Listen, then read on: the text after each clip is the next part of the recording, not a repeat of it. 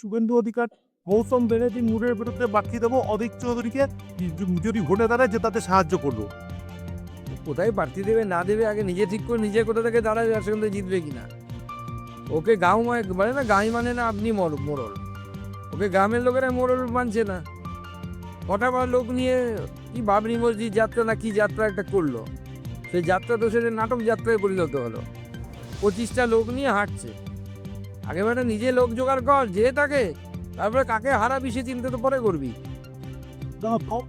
যে এক সংগঠন তারা পশ্চিমবঙ্গের যে ভারত বাংলাদেশ সীমান্ত সেখানে অনেক জায়গাতেই জয়লাভ করেছে, বিশেষ করে মালদা রাজ্যেতে যে আনফেন্সিং এখনো অবধি রয়েছে, মালদাতেও রয়েছে এবং চিন্তিত রয়েছেন কৃষক থেকে সাধারণ মানুষ।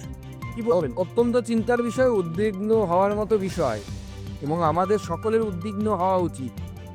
এটা বোঝা যাচ্ছে যে সীমান্তের এপার বা ওপার হোক, দুপক্ষে কিন্তু জামাতের সংখ্যা বাড়ছে। ও পক্ষে আসল জামাত, এক্ষেত্রে তৃণমূলের বোরখা পরা জামাত।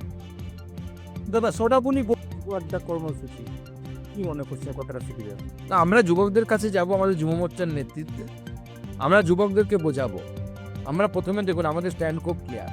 মুখ্যমন্ত্রী যুব ভাতা দেবে বলেছে, আমরা বলছি সব যুবককে যে আপনারা অ্যাপ্লাই করুন, সবার একে বলছি আপনারা অ্যাপ্লাই করুন, সমস্ত যুবকদেরকে। কারণ মুখ্যমন্ত্রী ওটা পৈতৃক সম্পত্তি নয়, ট্যাক্স থেকে, আমাদের দেওয়া ট্যাক্স থেকে।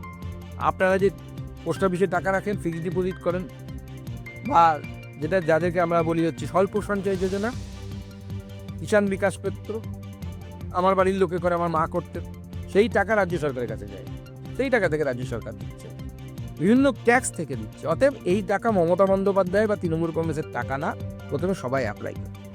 সঙ্গে তারা আওয়াজ তুলেছে প্রমোটারদের বিরুদ্ধে এবং সেখান থেকে একটা ব্যবসা বন্ধের ডাককেও তারা শেষ মুহূর্তে সেটা প্রত্যাহার করেছে। কি পরিস্থিতিতে দাঁড়িয়ে রয়েছে? দেখুন, যেহেতু এটার আমার ডিটেল নেই, আমার জেলা নেতাদের কাছে ডিটেল থাকবে, আমি জেনে বলবো। তবে তৃণমূল কংগ্রেসের নেতৃত্বে এখানে যে মিউনিসিপ্যালিটি কাজ করছে, মালদা মিউনিসিপ্যালিটি ভেতরে ইংলিশ বাজার মিউনিসিপ্যালিটি কাজ করছে, তার চেয়ারম্যান তো বেচাবেচিতে খুব এক্সপার্ট। যেখানে সুযোগ পান বিল্ডিং তুলে নেন, ওটাও ভেঙে বেচার চেষ্টা করছে। আবার নাকি শুনেছি তার অনেক বিল্ডিংয়েই নাকি এবং পারমিশন দেন, সেখানে নাকি একটা করে ফ্ল্যাট ট্যাট থাকে, নিজের নামে রাখেন না অন্যান্যদের নামে রাখেন বলে শুনেছি, অভিযোগ করে এখানকার স্থানীয় মানুষ। জবের সাথে নিয়ে দুটো কোশ্চেন। গুজরাটের শ্রমিকের কাজ করতো হোটেলে, মৃতদেহ উদ্ধারেতে রহস্যজনক মৃতদেহ। কি গুজরাট পুলিশ তদন্ত করবে, যদি কেউ অপরাধী হয় তাকে উপযুক্ত শাস্তি দেবে।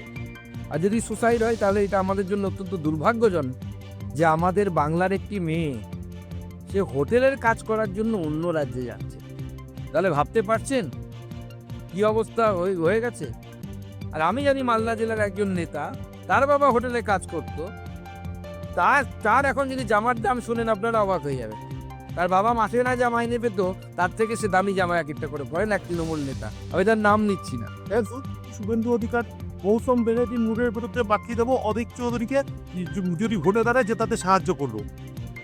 কোথায় প্রার্থী দেবে না দেবে আগে নিজে ঠিক করে নিজে কোথা থেকে দাঁড়াবে আর সেখান থেকে জিতবে কিনা। ওকে গাঁও মানে না, গাঁই মানে না আপনি